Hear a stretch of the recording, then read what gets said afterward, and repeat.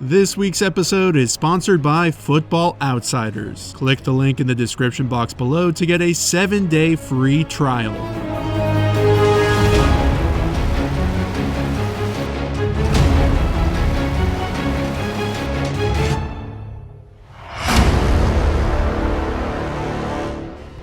We have seen a lot of superstar, game-breaking receivers explode in the NFL in just the past 10 seasons. AJ Green, DeAndre Hopkins, AB, Mike Thomas, just to name a few. Identifying those talents before they break out is challenging, and sometimes it even takes them years to blow up. Recently, we've been spoiled with the Odells and Mike Evans entering the league and immediately showing out, but oftentimes it takes a receiver time to develop and rise into that top tier. If you're a Devontae Adams or Devontae Parker, it can take several years. Sometimes you don't see it coming, but other times that player is bubbling near the surface right under our nose. It could be your first year, it could be your 5th year. There is a simple formula that applies to every player who's done it. That formula is talent plus opportunity equals stardom. You can't have one without the other to join the club. It doesn't matter who you are. If you're not touching the ball at an elite level, you're not putting up numbers at an elite level. As Calvin Ridley heads into his 3rd season, why is this the year he proves that he'll have both? Before we begin to answer that question, I want to tell you who helped me come to my conclusion. The sponsor of this week's episode, Football Outsiders. Football Outsiders is a website that offers really good content and statistics for free. But when I purchased their Plus package, it completely changed the way I analyze and watch the game we love. I mean, actual NFL and college front offices are using this exact information, so you know it's good. I guarantee you will notice things you have never seen before. The package comes with so many incredible tools. You get their yearly almanac, which has more information than you can possibly imagine. I relied on it heavily for this episode. Like when I read that Calvin Ridley was nearly 3 times as efficient as Julio Jones last season, according to their custom DVOA metric, which pound for pound is the best metric for analyzing each and every play or player in every game. And that's not even close to everything the Plus package has to offer. Though the almanac alone would honestly be worth it, they also give you the best coverage for fantasy football with their Kubiak preseason projections that are fully customizable to your league. They give you betting predictions, in-depth player profiles. The quality of the analysis is really insane. If you want to take your football to the next level, the Football Outsiders Plus package is a must-have. The year-long subscription is $149.99 and the month-by-month is $49.99, and they offer a 7-day free trial so you can see that it's worth it before you purchase. Make sure to click the link in the description box below so you can upgrade your football. Now with that, let's get back to Calvin Ridley. Before we look at his opportunity, let's first understand just how talented he is. Ridley primarily dominates as the Z receiver. With speed both underneath and over the top, everything he does is lightning quick. He doesn't slow down whatsoever out of his breaks, and he's already one of the best route runners in the NFL. He was incredibly polished coming out of Alabama, and he's only improved his technique since entering the league. In his rookie year in 2018, then offensive coordinator Steve Sarkisian used Ridley completely different than he's used now. Sark put him in the slot 25% of the time, figuring he was more of a short area underneath type. His average depth of target was much lower, and since he's pretty small at 190, Sark used motion and formations to make sure defenses didn't press him at the line. But what Sark thought was Ridley's weakness was actually his strength. When corners tried to jam him, he absolutely torched them.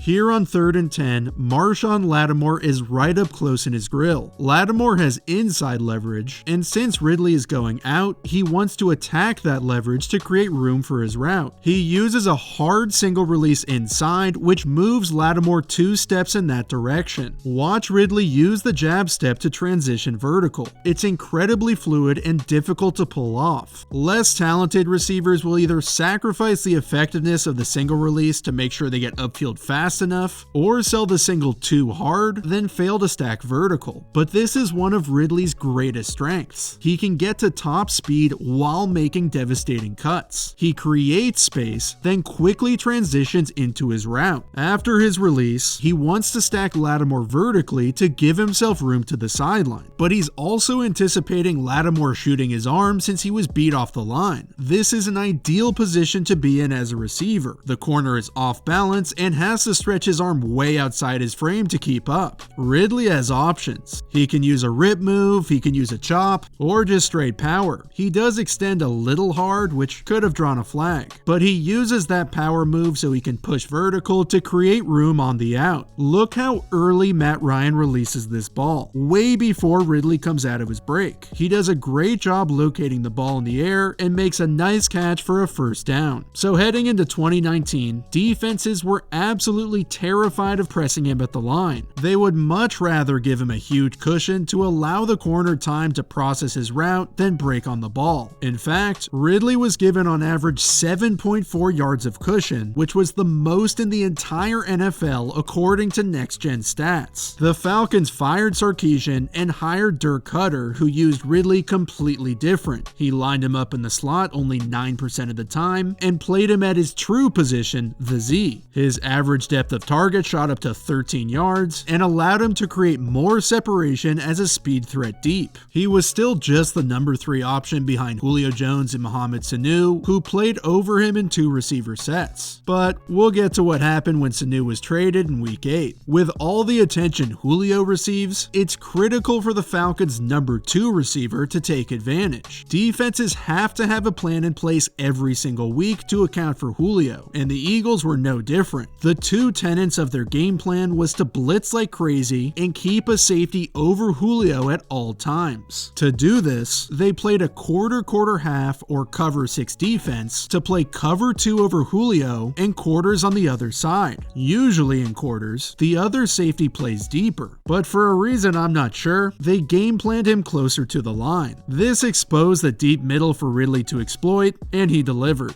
We saw Lattimore with inside leverage, so here's Ronald Darby with outside leverage. This is why Ridley's route running is next level. He's running a post and go or pogo, but instead of attacking Darby's leverage, he releases away from it. With Darby outside, Ridley wants to sound the alarm that he's running a dig, so Darby will have to trigger inside. Darby shuffles to maintain his outside leverage like all corners are taught to, but when Ridley stems inside, Darby has to break on it. Look at the sell Ridley gives. His head dips violently inside, his shoulders and hips are turned, and his arms are pumping. This forces Darby to take 3 steps flat to cut it off, which is exactly when Ridley fires upfield. The explosion he creates off that plant leg is the difference in his separation. He has Darby beat, but he doesn't look for the ball immediately. To maintain that separation, his eyes stay dead ahead for several steps. Then he turns to locate the ball. He doesn't play passive, he plays aggressive. He goes up to the highest point and comes down with an epic touchdown. As the season progressed, he kept making big time plays left and right, but his numbers and opportunity were capped by Sanu, who was getting more targets. But then, in week 8, the Falcons gave Ridley a major vote of confidence by trading Sanu to the Pats, solidifying him as the number 2 option. They started designing more plays for Ridley, and he started to break out. In weeks 8 through 14, before he got injured, his usage rate and numbers shot up. You could see Matt Ryan and Dirk Koetter's confidence in him grow as he continued to produce and establish himself as a dynamic threat opposite Julio. Against the Panthers in week 14, the Falcons are running a mirrored concept, which means both sides of the formation run the same pattern. The tight ends flare out on check releases, while Julio and Ridley run blaze out routes, or what Koetter calls special routes, breakouts, which is the hardest route to run in football. It's basically a post corner but flat to the sideline. Cutter teaches the receivers to plant on the 4th outside step, sell skinny for 3, then plant again and roll back to the sideline. Since the Panthers are playing cover 3 zone, it's more or less one-on-one for both outside receivers. They're running the same route against the same coverage, but Matty Ice trusts Ridley instead of Julio to create separation. Since the corners are zone bailing with their backs to the sideline, he wants to sell post, then roll flat outside. Just like the play before, he threatens away from Dante Jackson's leverage to bring him in, then break out.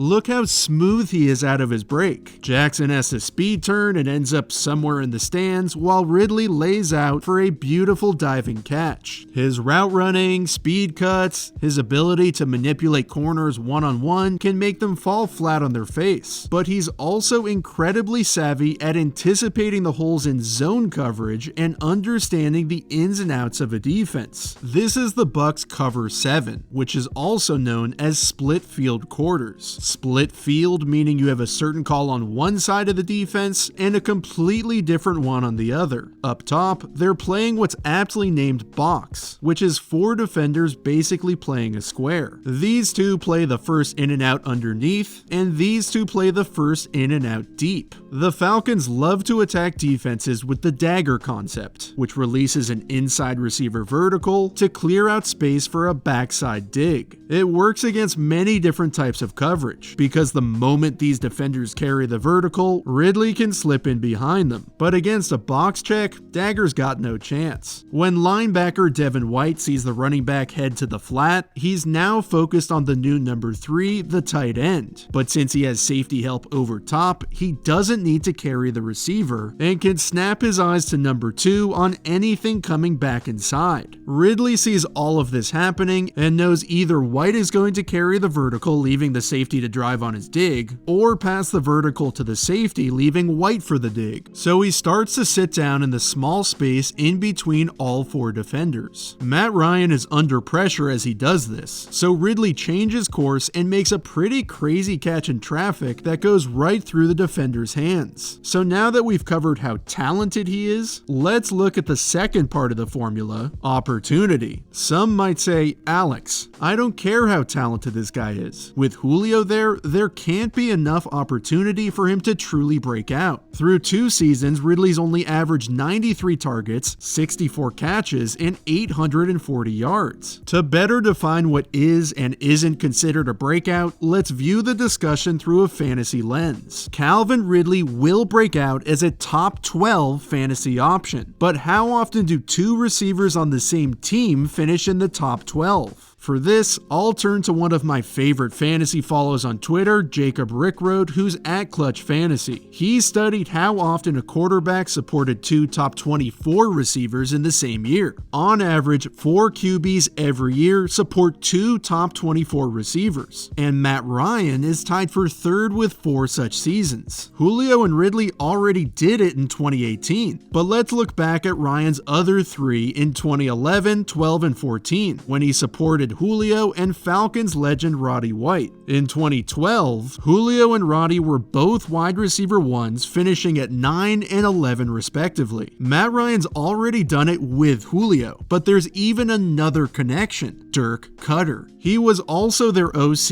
in 12 through 14, and if there's one thing he's known for, it's passing the heck out of the ball. In those 3 seasons, Matt Ryan finished 6th, 2nd, and 2nd in the league in pass attempts. Cutter-led offenses have averaged 610 passes a season since 2014, some of those with the Bucs. And last year, Ryan finished 3rd with 616. That is an absurd amount of volume for the Falcons receivers. When you pair that with the number of vacated targets they have from last season, a Ridley breakout makes more and more sense. After losing Sanu, Austin Hooper, Devontae Freeman, and a few others, they have 258 vacated targets from the previous season, easily the most in the NFL. The Cowboys are second with 190. Yes, they brought in Hayden Hurst and Todd Gurley, but there are major question marks around both players, and they still didn't sign a Mohamed Sanu replacement. In those 6 games after Sanu was traded, Ridley had 49 targets, which averages out to 131. It's a small sample size, but in those games, Ridley was the wide receiver 7. This past season, he finished with just 93 targets, but if you project with the 3 games he missed with injury, he would have had 114. With all that available opportunity, my projections conservatively give Ridley 130, which is more than enough for him to crack the top 12. Exceptionally talented receivers need opportunity, and when you give a player like Ridley that many targets, good things, big things are going to happen.